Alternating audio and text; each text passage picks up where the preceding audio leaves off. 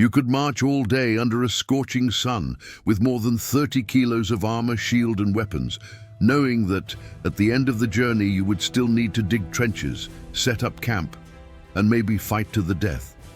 Now imagine repeating this for weeks without breaks. This was the brutal routine of a Roman legionary.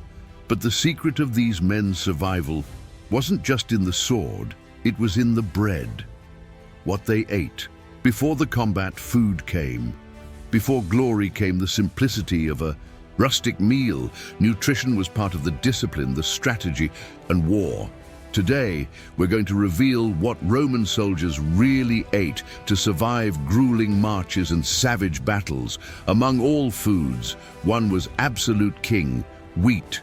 Known as frumentum, this grain made up to 75% of a legionnaire's daily ration. Each man received his raw portion, ground it with portable mills, and prepared porridge, flatbreads, or bucellatum, a hard wafer made with flour, salt, and water, baked twice to resist moisture. The bucellatum was so hard that many soldiers had to soak it in wine or water before attempting to bite into it. But his endurance made him a real treasure in long campaigns. He lasted weeks without spoiling. Alongside wheat, barley was also part of the diet. However, she was treated very differently. Although edible, it was considered animal food, especially horses. What's more, receiving barley instead of wheat was a clear sign of punishment. This punishment, called frumentatum, carried psychological weight. For a legionnaire, eating barley was like wearing a public brand of shame. It was a reminder that he had failed his legion. While wheat was the basic sustenance, meat was the prize, rare, desired, and often hard-earned. It was not supplied regularly like grain.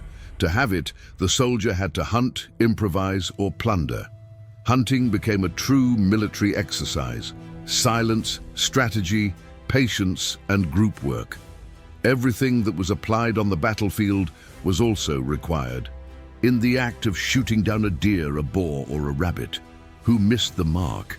I was hungry, and if you've come this far, it's because you value what few see, the details that traditional history forgets to tell. So, if this type of content hooks you, surprises you, and makes you see Rome with different eyes, you are in the right place. Click on the like now and subscribe to the channel. Here, each video is an expedition behind the spears, shields, and glories. And the best, you are part of this. Legion of curious and passionate about the hidden truth. Don't leave it for later. Ring the bell. The next few episodes will reveal secrets that even the history books ignore. But the soldiers did not rely only on hunting. When they invaded villages, cities, or entire regions, they knew exactly what to look for. Cattle, buffaloes, goats, sheep, and especially pigs. The pig was the absolute favorite of the legions. It was cheap, plentiful, and extremely versatile. The meat could be salted, smoked, transformed into sausages, hams, or bacon. Nothing was wasted, not even fat, which was used to cook or preserve other foods. More than nutrition, pork symbolized strength, abundance, and even ritual. Before great battles, sacrifices were made. The suavetorilia, a pig, a sheep, and a bull were sacrificed as an offering to the gods. After the ritual, the meat was distributed among the men. It was an act of faith, but also of union. Meat, at that moment, was no longer just food. It became a symbol of belonging, luck, and shared courage. Even so, the legionnaire did not live on meat alone. And what supported thousands of soldiers, especially the poorest, were legumes.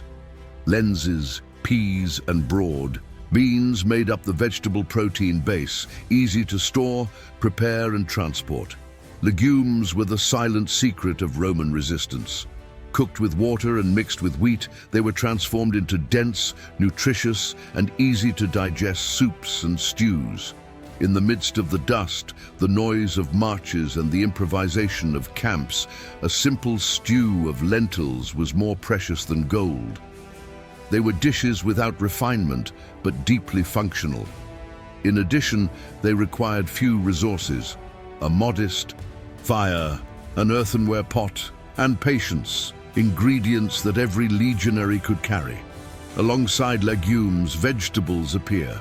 Although almost never mentioned by ancient historians, their presence is embedded in the ground. Archaeologists have already found remains of leeks, onions, cabbage, turnips, and garlic in several military settlements. These vegetables held up well to transport, grew easily around camps, and provided essential nutrients, especially vitamins and fiber.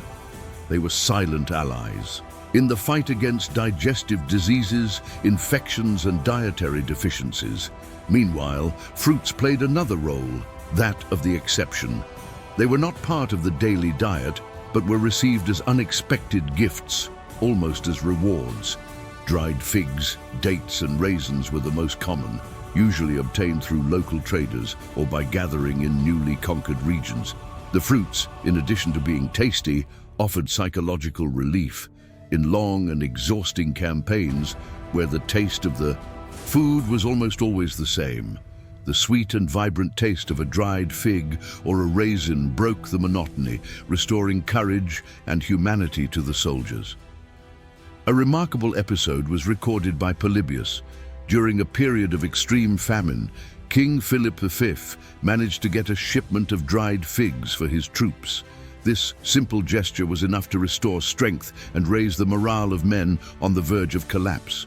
Food, at that moment, was more than sustenance. It was hope, and among all the silent foods that circulated among the legionnaires, there was one in particular that deserves to be highlighted: cheese.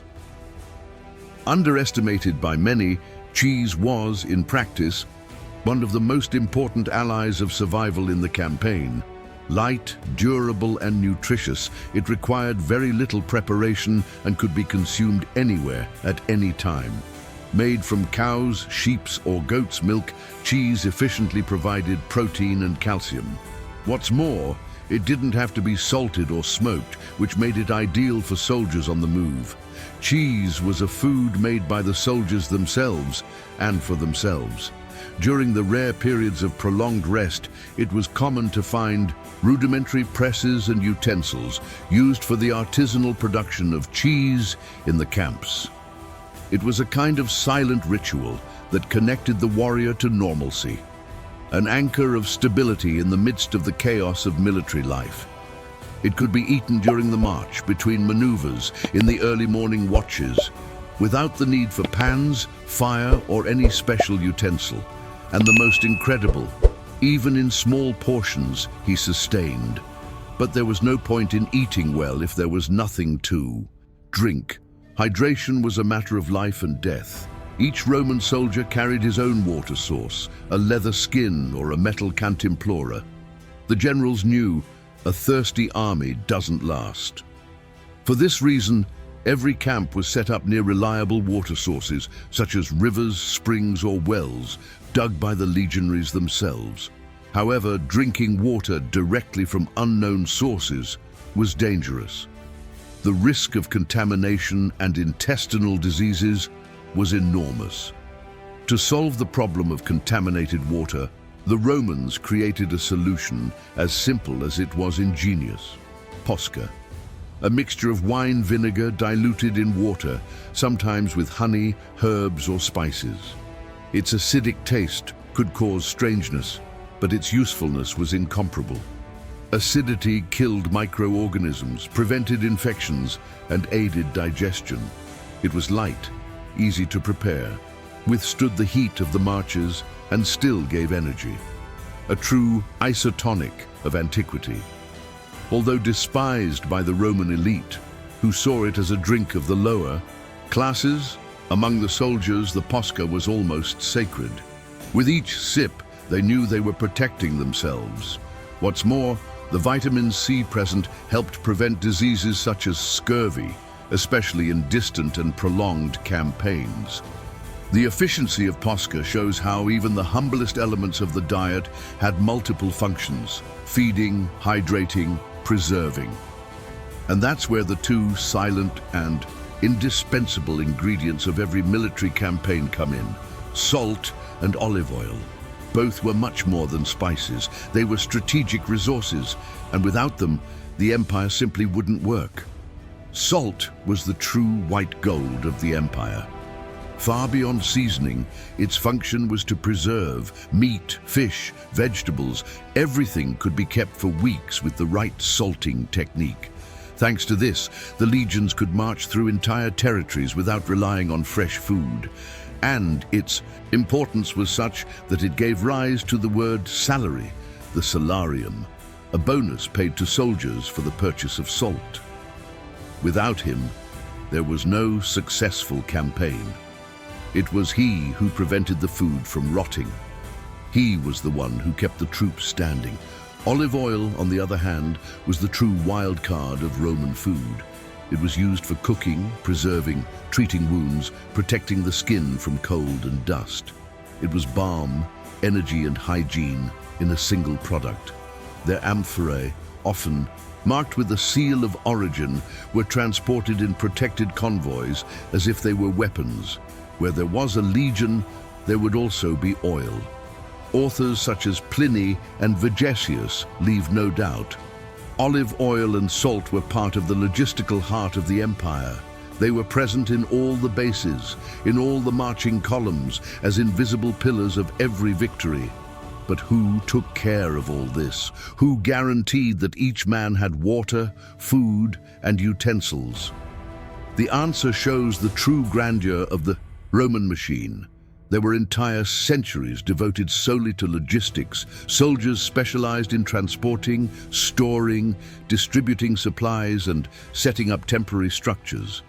They were the invisibles of the battlefield, but absolutely essential to any victory. These men knew the exact weight of an amphora, how long it took to cook grain in the rain, how to preserve cheese in 30-day marches. They knew how to extract water from stones, how to improvise a furnace, and how to set up deposits in inhospitable regions. They were survival engineers, as trained as the frontline legionnaires. And all of this, the wheat, the cheese, the meat, the olive oil, the posca, was part of an incredibly well-thought-out system. A system that left no room for waste. Every item, every piece of bread, every drop of vinegar, everything had a function. And the simplicity of this system was not weakness. It was his greatest strength, because the simpler the diet, the more efficient the army. A Roman soldier's diet wasn't a feast, it was a strategy. And this simplicity, thought out to the last detail, was, in large part, the secret of the longevity of the legions. Behind each shield raised, there was a spoonful of ground grain. Behind each achievement, a bowl of rustic soup. They marched with courage, yes, but also with dry bread in their pockets, cheese in their bags, and posca in their wineskins. Logistics was the silent soul of war, and food was the link between discipline and survival. As the generals drew up plans, these men sweated, dug, chewed hard crackers, and trusted that the next stew would come before the next battle.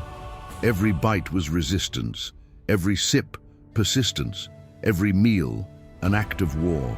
And now that you know what sustained the greatest warriors of antiquity, share that knowledge. If you enjoyed immersing yourself in this lesser-known side of Roman military life, leave your like, subscribe to the channel, and turn on notifications to discover even more hidden secrets of Rome. The true empire was not made only of swords, but of spoons, sacks of flour, and the silence of an improvised kitchen in the middle of nowhere.